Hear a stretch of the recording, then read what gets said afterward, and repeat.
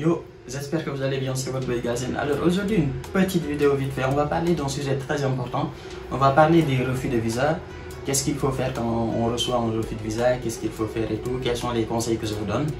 Et donc voilà, c'est ce qu'on va parler aujourd'hui. Mais avant ça, je voulais vous remercier énormément. Vous m'avez soutenu parce que j'étais en train de rédiger mon mémoire de fin d'études pour ceux qui ne savent pas. Et donc ça prend énormément de temps, mais alhamdoulilah, je l'ai terminé et je l'ai envoyé hier. Donc voilà, merci. Ah, je m'attendais pas, merci, c'est très gentil, merci. Ça va? Bref. Ah, mais les applaudissements, c'est pas des gens en fait, c'est juste un montage en fait. Mais bon, bref. Donc il y a énormément de gens, sincèrement, vous m'avez envoyé des messages. Il y a des gens qui dans les commentaires disent ouais, c'est trop gentil ce que tu fais. Franchement, félicitations pour ce que tu fais, etc. Il y a même des gens qui m'ont contacté sur Instagram et qui me disent mais Alassane, ce que tu fais, c'est trop gentil, c'est gratuit. Nous, comment on peut te payer en fait? Mais parce que ce que tu fais, ça te prend énormément de temps quand même. Moi, je lui dis ce que je fais, c'est pas gratuit, frère. Ce que je fais, c'est payant et tu vas me payer. Il m'a dit mais comment je vais te payer? Moi, je suis au Sénégal, moi, je suis au Maroc, comment je vais te payer et tout? C'est très simple en fait. Si tu veux me payer pour ce que je fais, tu t'abonnes à la chaîne. C'est nul, hein. C'est nul, hein. C'est vrai. Vraiment. C'est nul. Je savais que ça allait être nul en fait. Mais c'est pas grave. De toute façon, vous êtes 48% à regarder mes vidéos et vous n'êtes pas abonné. Et ça, c'est pas top. Donc abonnez-vous. Et si vous likez la vidéo, si vous aimez la vidéo, vous la likez. C'est très simple. Ça, vous l'avez maîtrisé maintenant. Mais ce que vous n'avez pas encore maîtrisé, c'est l'abonnement. C'est-à-dire que si tu regardes ma chaîne YouTube, tu t'abonnes. Bref. On va passer directement à la vidéo, donc voilà, c'est parti, générique.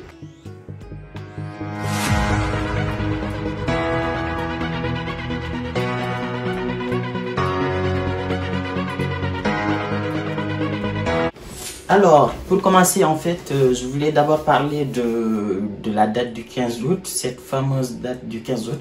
Je sais même pas d'où est-ce que ça vient, apparemment ça vient des Comores et tout, enfin je sais pas Comores ou je sais pas quel pays.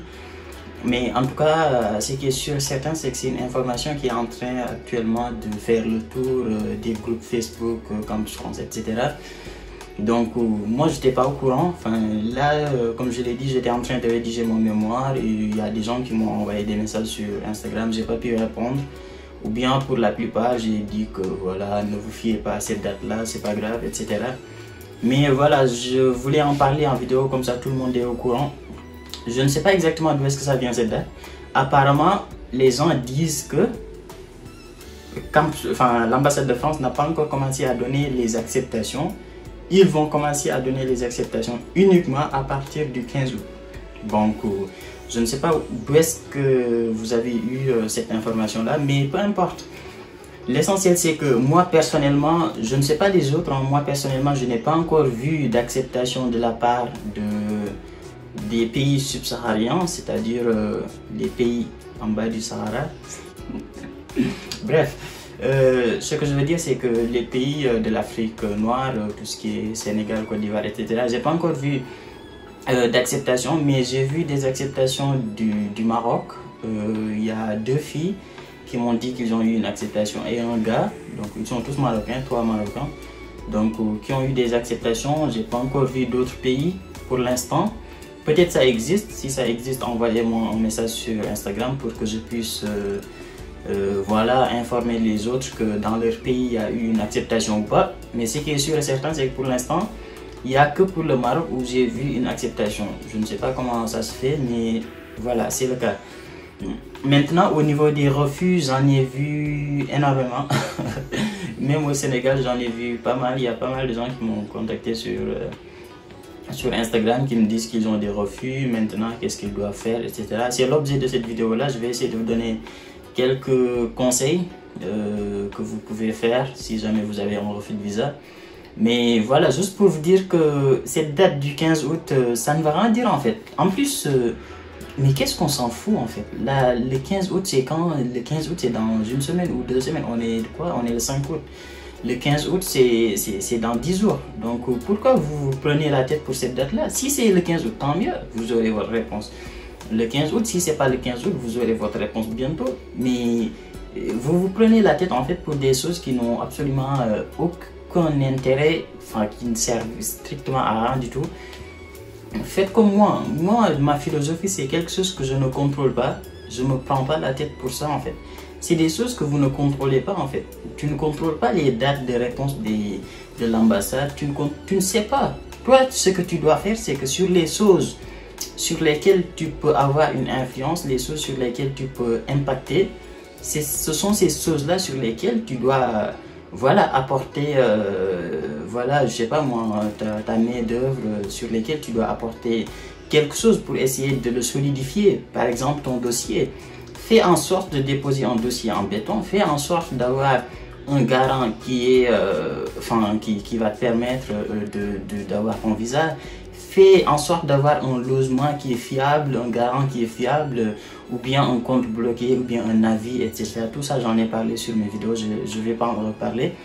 Mais essayez, vous, ce que vous devez faire, essayez de bien le faire. Et maintenant, ce qui reste, vous vous en foutez complètement, vous attendez, c'est tout. Au Sénégal, les dates de dépôt de visa sont données par VSF Global. Si... Et ce que vous pouvez faire, c'est tout simplement déposer, attendre la validation de Campus France et attendre d'avoir une date, c'est tout. Maintenant, voilà, la rentrée c'est bientôt, c'est au mois de septembre. Vous pouvez les envoyer un message ou bien envoyer un message à Campus France si vous n'avez pas encore de date et leur demander, voilà, votre dossier est validé, c'est bientôt la rentrée, vous n'avez toujours pas de date, est-ce qu'ils peuvent vous proposer une date? Ça, rien ne vous empêche de le faire. Mais sur la date de réponse de demande de visa, là par contre, vous ne pouvez strictement rien faire. Chaque dossier est différent d'un autre. Toi, ton dossier, peut-être il est très simple, c'est un compte bloqué. L'ambassade, ils ont juste à appeler la banque et demander si c'est bon, ok, ils valident, c'est bon. Il y a d'autres qui ont des dossiers plus compliqués, qui ont 2 garants, avec des traitements de dossiers qui peuvent prendre jusqu'à... peut-être un mois, je sais pas. De toute façon, ils vous disent que la durée maximale de traitement de dossier, en tout cas au Sénégal, c'est 1 mois. Maintenant, attendez, si ça n'a pas encore dépassé 1 mois, frère, attends, c'est aussi simple que ça en fait. Donc voilà, moi c'est tout ce que j'avais à dire par rapport à cette date-là de 15 août pour laquelle vous prenez la tête alors que ça ne vaut pas le coup, ça ne sert à rien de vous prendre la tête pour ça. Maintenant, les personnes qui ont des refus de visa, avant de parler de ça, je ne veux pas être optimiste, mais je ne veux pas être pessimiste, je voulais dire.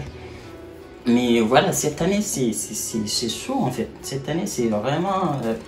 c'est pas la meilleure année, on va dire, pour les prescriptions, tout simplement. Avec le Covid et tout, c'est très compliqué. Et il y a certains qui ont passé des entretiens, d'autres qui n'ont pas passé, certains qui ont des avis escales, d'autres qui n'en ont pas.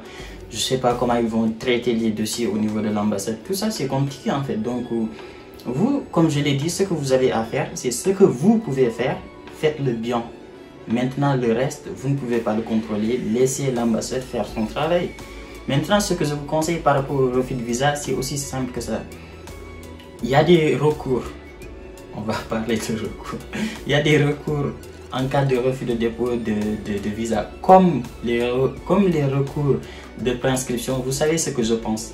Pour moi, les recours, c'est n'importe quoi en fait. Les recours, ça ne marche jamais.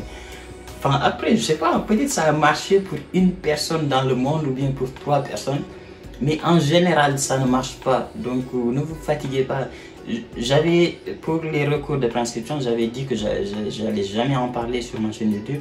Je ne l'ai jamais fait. J'ai fait juste une vidéo sur laquelle je disais que je ne vais jamais en parler. Et donc, c'était la seule vidéo. Cette fois-ci, c'est pareil. Je ne vais pas parler de recours pour les refus de visa. Parce que je sais que ça va arriver, je sais que parmi vous, il y en aura certains qui vont avoir des refus et qui vont se demander comment faire un recours. Ça ne sert à rien. Moi, ce que je vous conseille, c'est si vous avez un refus de visa, redéposez. Je sais que c'est cher, c'est 50 000 francs CFA, bien sûr 35 000 pour le dépôt et 15 000 pour les frais VSF Global. Mais voilà, c'est la meilleure solution. Pourquoi c'est la meilleure solution? Parce que moi, par rapport à mon expérience, j'ai vu beaucoup de gens qui ont redéposé parce que, voilà, à l'époque, je me souviens quand je faisais les démarches en 2015, 2014-2015, je gérais un groupe, moi-même je gérais un groupe, peut-être il y en a certains parmi vous qui vont me reconnaître, mais je gérais un groupe où il y avait 13 000 personnes avec bien sûr deux autres personnes, deux autres amis, on gérait le groupe. Donc malgré que je faisais les démarches, je donnais aussi des conseils, etc. Et dans ce groupe-là, il y avait énormément de gens qui avaient des refus de visa et qui ont redéposé après et qui ont obtenu le visa. Maintenant, c'est vrai que si vous redéposez le même dossier, bah, vous aurez la même réponse. Il n'y a pas de magie en fait. La seule magie, on s'en fout.